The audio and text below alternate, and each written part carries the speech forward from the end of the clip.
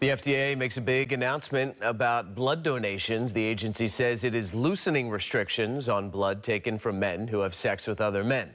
The move is being applauded by many, but still excludes certain donors who are gay or bisexual. Crown 4's Dan Thorn joins us live in the newsroom to sort this out. Good evening, Dan. Good evening, Grant. Well, the new changes from the FDA include the same screening questions for every donor, regardless of their gender, sex, or sexual orientation. That means gay and bisexual men in monogamous relationships will now be allowed to donate blood. But there are still some limitations, including to those who are using medicine to prevent transmission of HIV. State Senator Scott Wiener says this exclusion is irrational. The Food and Drug Administration says it has officially relaxed restrictions that kept many blood donations from coming from gay and bisexual men.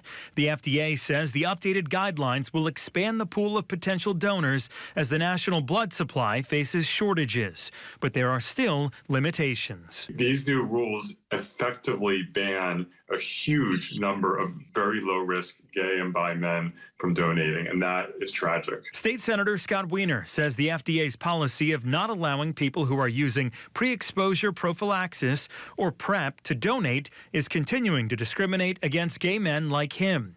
PrEP is an FDA-approved medicine used to prevent the transmission of HIV.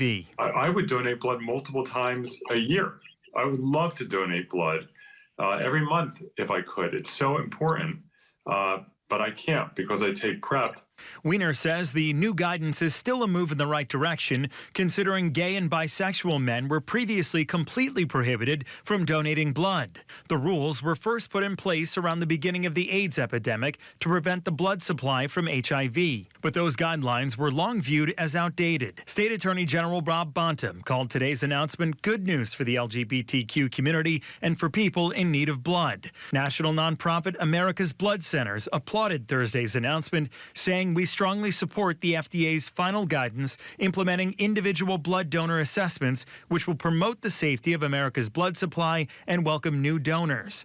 GLAAD also responded to the new recommendations, saying it signals the beginning of the end of a past rooted in fear and homophobia. But the group is still against the barrier for those using PrEP, saying it adds an unnecessary stigma, and the bias embedded in this policy may in fact cost lives.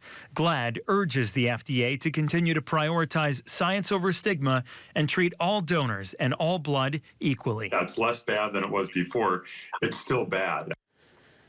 Well, Senator Wiener also says that the FDA needs to get better at trusting people who are in the LGBTQ+ community.